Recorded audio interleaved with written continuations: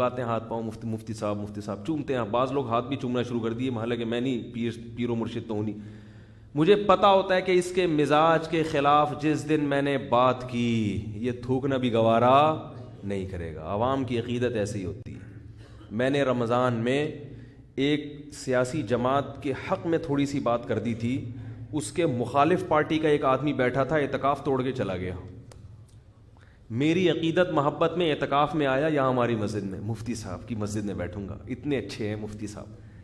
میں نے جو بات کی حمایت میں بھی نہیں کی, وہ ایسی بات تھی جس سے تھوڑی سی حمایت ٹپک رہی تھی کہ فلاں پارٹی کی تھوڑی سی کیا کر رہا ہوں حمایت, وہ تھے اس پارٹی کے کیا مخالف. اتنا غصہ آیا ان کو کہ میں تو مفتی صاحب کو نیک آدمی سمجھتا تھا, انہوں نے اس پارٹی کی کیا کر دی اعتکاف توڑ کے. یہ بھی نہیں دیکھا کہ اعتکاف توڑنا جائز نہیں.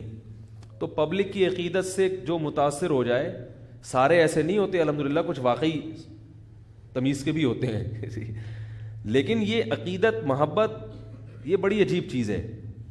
ذرا سی مزاج کے خلاف ظرف ہے ہی نہیں لوگوں میں.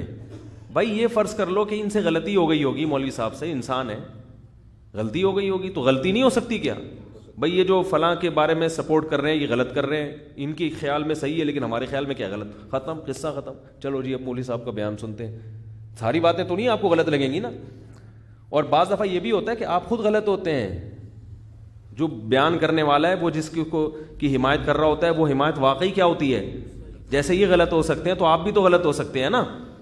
تو ذرا سی بات دائیں بائیں ہو جائے, مزاج کے خلاف ہو جائے, ایک دم عقیدت ختم.